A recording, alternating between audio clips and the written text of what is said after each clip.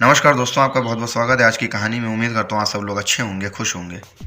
दोस्तों, दाऊद इब्राहिम शायद से नाम ही बहुत है पूरी अंडरवर्ल्ड दुनिया के लिए। एक ऐसा नाम जो शायद से हमारा देश कभी भूल नहीं पाएगा। एक ऐसा नाम जिसके बारे में शायद ही कोई ऐसे होगा जिसने सुना ना हो। अंडरवर्ल्ड का पूरा रूप रंग तय करने वाला एक शख्स जिसका नाम है दाऊद इब्राहिम। 80 के दशक में मुंबई में रहकर अंडरवर्ल्ड की दुनिया में कदम रखने वाला एक ऐसा शख्स जो अंडरवर्ल्ड डॉन बनना चाहता था, जिसको पूरी मुंबई पर राज करना था। लेकिन शायद से वो भी नहीं जानता था कि एक दिन उसको भी मुंबई छोड़ना पड़ेगा, भारत छोड़ना पड़ेगा। 80 के दशक में अपने भाई के साथ मिलकर पहले तस्करी का काम शुरू किया, हाजी मस्तान के साथ मिलकर काम किया, फिर अपनी गैंग बनाई। उसके बाद तस्करी के साथ साथ वसूली, एक्सटॉर्शन मनी, ड्रग्स, मर्डर, सुपारी लेना, गैंगबाजी, वो सब काम किया जो वो चाहता था। और धीरे धीरे पूरे भारत देश में अपना नाम बनाया। और 1990 आते आते दाऊद इब्राहिम का नाम सब जानते थे, सब उससे डरते थे, यहाँ तक कि पुलिस चाह कर भी उसका कुछ नहीं बिगाड़ पाती थी। और फिर आता है 1993 का साल, जब मुंबई के कई इलाकों में बॉम्ब ब्लास्ट हुए, लाखों की संख्या में लोग मारे गए। उसके बारे में उसके बाद जो जांच पड़ताल हुई, दाऊद इब्राहिम का नाम आया, लेकिन उससे पहले ही वो मुंबई छोड़ के पाकिस्तान या दुबई जाके बस चुका था। और उसके बाद से दाऊद इब्राहिम हमारे देश कभी भी वापस नहीं आया और हमारे देश की मोस्ट वांटेड लिस्ट में सबसे टॉप पर है। खैर, ये तो है दाऊद इब्राहिम की एक छोटी सी कहानी। लेकिन आज की जो कहानी है वो देश के दो ऐसे मिशंस की कहानी है जो अगर उस समय कामयाब हो जाते तो शायद से दाऊद की कहानी उसी दिन ख़त्म हो जाती। लेकिन शायद से खुदा के साथ साथ हमारे देश में रहने वाले कई लोगों को ये मंजूर नहीं था। और हमारे देश की पुलिस खुफिया एजेंसी की टीम में ऐसे लोग भी थे जो तनख्वाह तो हमारी गवर्नमेंट से लेते थे, हमारे देश की गवर्नमेंट से लेते थे, लेकिन काम जो है वो दाऊद इब्राहिम के लिए करते थे। उन दिनों ऐसे लोग थे मुंबई पुलिस में भी, क्राइम ब्रांच में भी और खुफिया एजेंसी में भी। ये सब जानते हैं, मीडिया द्वारा भी बताया गया है, न्यूज़पेपर द्वारा भी बताया गया है, मैगजीन्स द्वारा भी बताया गया है। ऐसे कई पुलिस वाले थे, ऐसे कई खुफिया एजेंसी के ऑफिसर्स थे जो तनख्वाह तो हमारे देश की सरकार से लेते थे, लेकिन काम दाऊद इब्राहिम के लिए करते थे। लेकिन दूसरी तरफ हमारे देश की पुलिस में, खुफिया एजेंसी में कई ऐसे ऑफिसर्स भी हैं जो कि मर मिटने को तैयार हैं देश के लिए।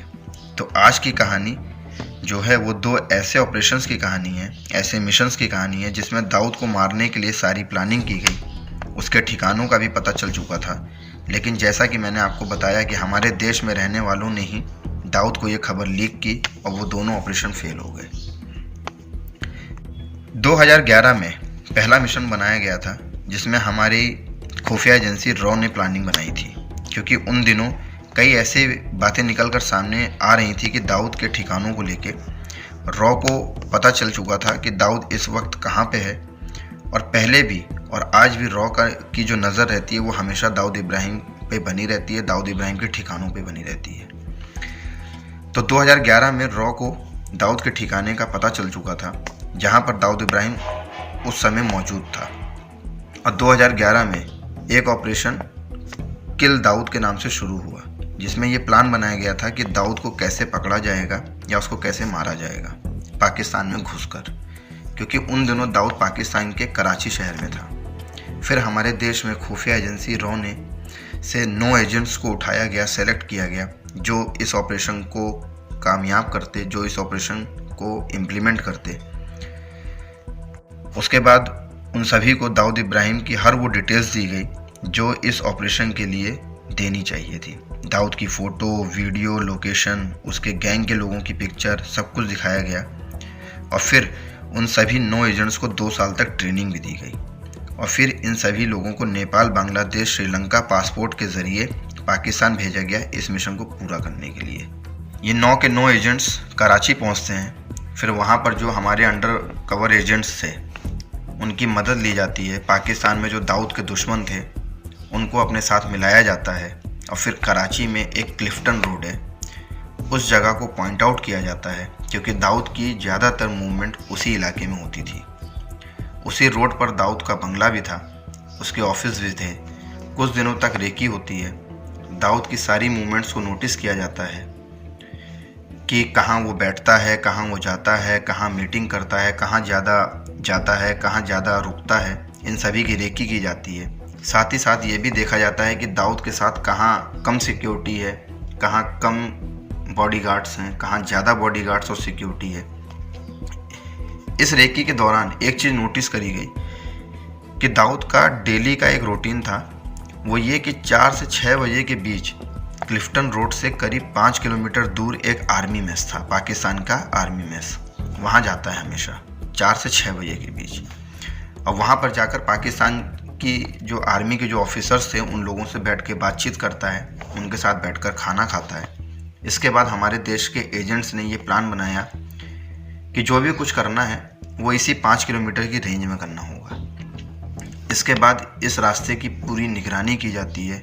इस 5 किलोमीटर रेंज के पूरे एरिया को देखा जाता है कि अगर गोली चलाते हैं और दाऊद की मौत हो जाती है तो कहाँ से भागना है, किस एरिया का इस्तेमाल करना है, ये सभी चीज़ें तय की जाती हैं। इसी 5 किलोमीटर के एरिया में एक दरगाह पड़ती थी, उस जगह को पॉइंट आउट किया जाता है कि यहीं पे दाऊद पर को घेरा जाएगा और यहीं पे दाऊद को के ऊपर अटैक किया जाएगा, और इस जगह पर दाऊद को घेरना है। फिर दिन आता है 13 अक्टूबर 2013 का। सारी प्लानिंग फिक्स थी। दाऊद का पूरा काफिला 4 बजे अपने बंगले से निकलता है।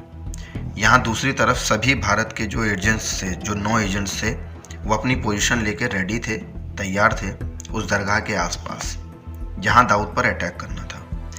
लेकिन तभी अचानक हमारे देश से एक कॉल आता है उन एजेंट्स की टीम को जो लीड कर रहा था उसके पास, और कॉल पे बोला जाता है कि ये जो ऑपरेशन है, किल दाऊद का जो ऑपरेशन है, उसको कैंसिल किया जाता है, कोई भी वहाँ कुछ नहीं करेगा। ये कॉल जो था वो उस सीनियर ऑफिसर के पास आता है जो उस टीम को लीड कर रहा था। उसके बाद उस ऑपरेशन को वहीं पे रोक दिया जाता है। जिन्होंने अपनी पोजीशन ले रखी थी सभी एजेंट्स ने, वो रेस्ट मोड पे आ जाते हैं और दाऊद का काफिला वहाँ से निकल जाता है करीब 2 से 4 मिनट के बाद ही। लेकिन अगर वो कॉल सिर्फ और सिर्फ 5 मिनट लेट हुआ होता या वो कॉल 5 से 6 मिनट के बाद आया होता तो शायद से दाऊद इब्राहिम की कहानी उसी दिन ख़त्म हो जाती, क्योंकि हमारे एजेंट्स की पूरी प्लानिंग थी। पूरा उन्होंने तय कर चुका था कि इस जगह पर दाऊद के ऊपर अटैक करना है और यहाँ से अटैक करने के बाद कैसे भागना है, किस रास्ते का इस्तेमाल करना है, सब कुछ तय था। लेकिन सिर्फ एक कॉल की वजह से वो ऑपरेशन फेल हो गया। उस ऑपरेशन को उसी बीच में रोक दिया गया और उस कॉल के बाद ही 3 से 4 मिनट के बाद ही उस दरगाह के पास से दाऊद का पूरा काफिला पाकिस्तान आर्मी मेस की तरफ चला जाता है।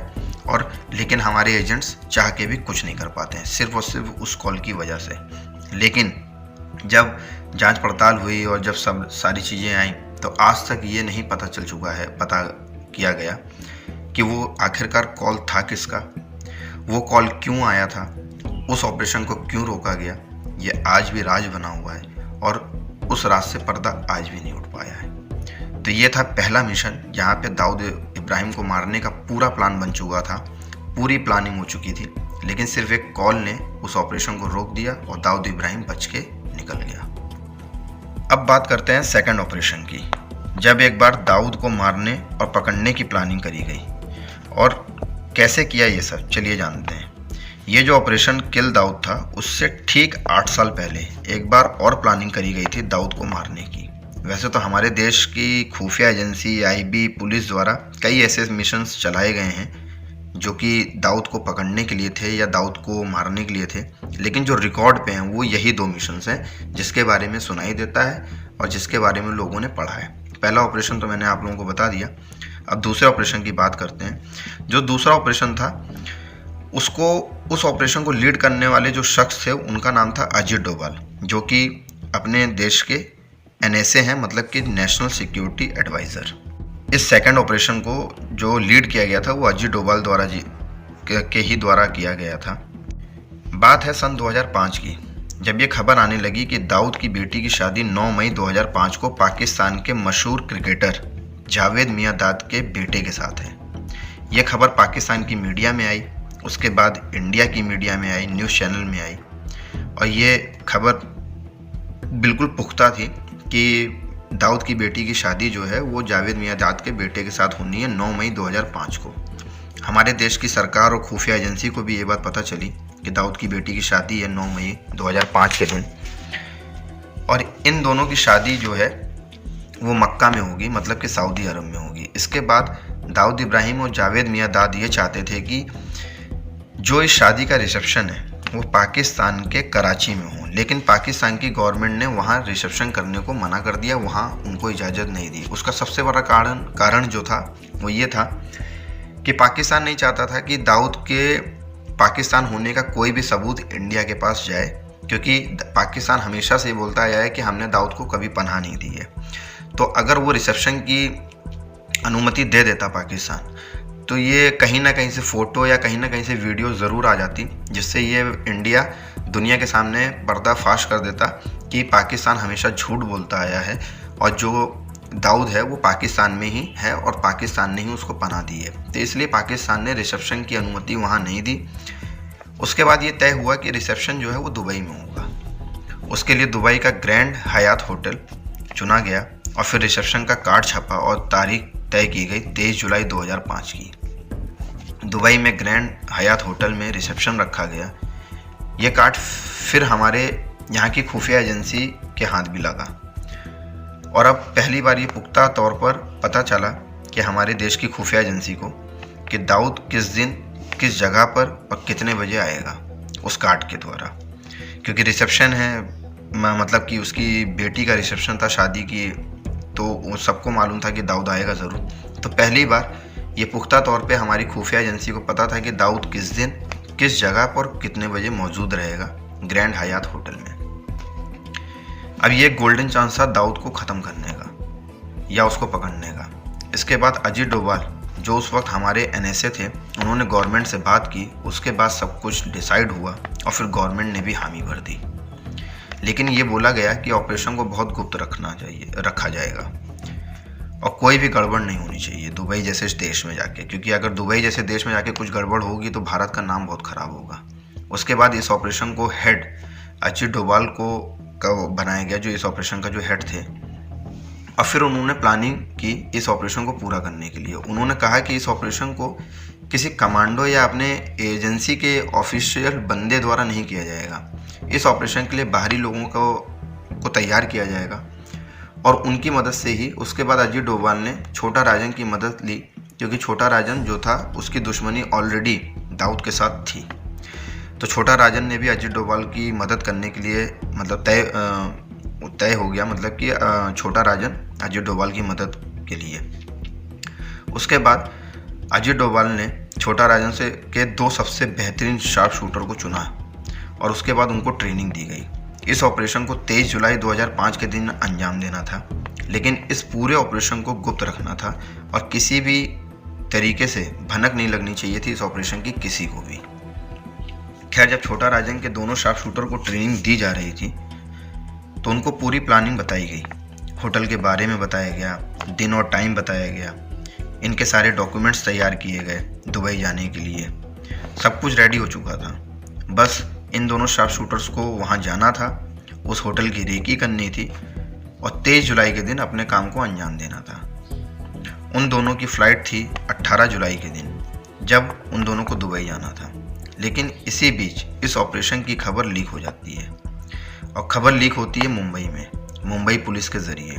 और ये सब जानते हैं कि उन दिनों और आज भी मुंबई पुलिस में कई ऐसे पुलिस वाले हैं जो तनख्वाह तो भारत सरकार की ले रहे हैं, लेकिन नौकरी दाऊद इब्राहिम की करते हैं। 16 जुलाई के दिन शाम के समय अजीत डोभाल दिल्ली के एक होटल में उन दोनों शार्प शूटर्स को इस ऑपरेशन की सारी ब्रीफिंग दे रहे थे, सब समझा रहे थे। उस बीच में उनके रूम की घंटी बजती है, जिस रूम में अजीत डोभाल उन दोनों को ब्रीफिंग दे रहे थे पूरे ऑपरेशन की। अजीत डोभाल दरवाज़ा खोलते हैं, सामने मुंबई के DCP धनंजय कमलाकर थे अपनी टीम के साथ। अजीत डोभाल उनको जानते थे और वो भी अजीत डोभाल को जानते थे। अजीत डोभाल उनको देखकर पहले चौंकते हैं और फिर वो उनसे पूछते हैं कि आप यहाँ पे कैसे। तब तक धनंजय कमलाकर जो थे वो रूम के अंदर आ चुके थे और उन दोनों शार्प शूटर्स को भी देख चुके थे जिनको अजीत डोभाल ब्रीफिंग दे रहे थे। वो अजीत डोभाल को बताते हैं कि इन दोनों के खिलाफ मेरे पास अरेस्ट वारंट है। ये दोनों हिंदुस्तान में सरहद के रास्ते आए हैं और यहाँ पर किसी बड़े बिजनेसमैन या किसी बड़े नेता को मारने के लिए आए हैं, ऐसी हमको खबर मिली है। हमारी इन दोनों पर बहुत दिनों से नज़र थी। ये दोनों बहुत ही खतरनाक हैं और आज हम इनको यहाँ होने की खबर मिली तो हम इनको गिरफ्तार करने आए हैं। ये मतलब कि धनंजय कमलाकर ने अजीत डोभाल से बोला। ये सुनते ही अजीत डोभाल उनको सारा सब कुछ बताते हैं कि ऐसा कुछ भी नहीं है, इनको मैं लेकर आया हूँ और इस ऑपरेशन के लिए, जो कि पूरा अजीत डोभाल ने उनको बताया पूरे ऑपरेशन के बारे में, सारे ऑपरेशन की प्लानिंग बताई उनको, लेकिन कमलाकर ने अजीत डोभाल की एक भी नहीं सुनी और दोनों को गिरफ्तार करके मुंबई ले जाते हैं। अजीत डोभाल चाहकर भी कुछ नहीं कर सकते थे क्योंकि इनका ये जो ऑपरेशन था वो गुप्त था और अनऑफिशियल था, ऑफिशियल ऑपरेशन नहीं था ये, तो वो चाह के भी कुछ नहीं कर सकते थे। लेकिन फिर भी उन्होंने बहुत कोशिश करी और अपने सीनियर से भी बात करी, लेकिन तब तक मुंबई पुलिस द्वारा वहाँ मुंबई में मीडिया को ये खबर लीक कर दी गई कि दिल्ली के एक होटल में 2 शूटर्स को पकड़ा गया है जो कि कुछ बड़ा कांड करने के लिए देश के अंदर आए थे सरहद के रास्ते। तो जब ये बात लीक हुई तो फिर अजीत डोभाल टूट गए और अजीत डोभाल चाह के भी कुछ नहीं कर सकते थे क्योंकि उन दोनों शार्प शूटर्स की जो खबर थी वो पूरे देश में फैल चुकी थी मीडिया द्वारा। उसके बाद जैसा कि आप सब लोग जानते हैं और मैं भी जानता हूँ कि ये ऑपरेशन भी फेल हो गया, क्योंकि जब वो दोनों शार्प शूटर को पकड़ के मुंबई पुलिस ले गई तो फिर अजीत डोभाल के पास कोई रास्ता नहीं था कि इस ऑपरेशन को आगे बढ़ाया जाए, क्योंकि जो भी कुछ प्लानिंग, जो भी कुछ ब्रीफिंग, जो भी कुछ ट्रेनिंग दी गई थी वो उन्हीं दोनों को दी गई थी। तो उसके बाद ये ऑपरेशन को आगे फिर नहीं बढ़ा सकते थे अजीत डोभाल और इस तरीके से ये दूसरा ऑपरेशन भी दाऊद इब्राहिम को मारने का या पकड़ने का फेल हो गया। लेकिन आज तक ये नहीं पता चला कि मुंबई पुलिस को कैसे अजीत डोभाल के इस ऑपरेशन के बारे में पता चला, कैसे पुलिस को उन दोनों शूटर्स के बारे में पता चला, कैसे पुलिस को उन दोनों शूटर्स की करंट लोकेशन के बारे में पता चला और कैसे मुंबई पुलिस ने उन दोनों तक पहुंची। ये आज भी एक राज बना हुआ है। लेकिन बाद में थोड़ा बहुत कुछ सामने ज़रूर आया।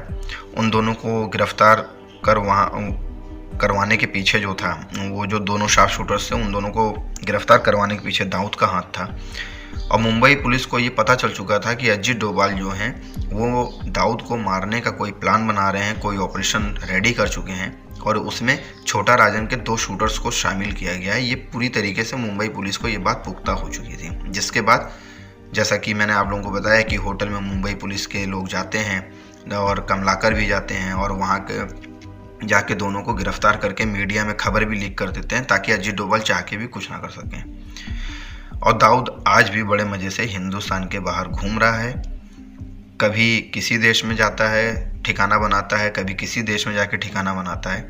खुफिया एजेंसी और सरकार के हाथ आज भी खाली हैं हमारे। क्या कभी दाऊद जो है हिंदुस्तान के हाथ आएगा या फिर इसी तरीके से हिंदुस्तान को जख्म दे के, जितना जो जख्म हिंदुस्तान को दिया है दाऊद ने, मुझे नहीं लगता है कि किसी और देश को दिया होगा। तो ये थी 2 ऐसे ऑपरेशंस की कहानी जिसमें पूरा तय हो चुका था कि दाऊद को कब मारना है, कैसे मारना है। वो आया भी, सब कुछ तय था, सब कुछ रेडी था, लेकिन हमारी पुलिस, हमारी खुफिया एजेंसी, हमारी गवर्नमेंट का भी इसमें थोड़ा बहुत हाथ रहा कि जिसकी वजह से ये ऑपरेशंस फेल हो गए और इस ऑपरेशन को आगे नहीं बढ़ाया जा सका। तो ये थे 2 ऐसे ऑपरेशंस की कहानी जिसमें अगर कोई एक भी ऑपरेशन अगर कामयाब हो जाता तो हो सकता था कि दाऊद इब्राहिम का काम उसी समय तमाम हो चुका होता। तो उम्मीद करता हूँ आप लोगों को कहानी अच्छी लगी होगी। अगर कहानी अच्छी लगी हो तो प्लीज़ चैनल को सब्सक्राइब कीजिएगा, वीडियोज़ को लाइक कीजिएगा, शेयर कीजिएगा। तब तक के लिए धन्यवाद।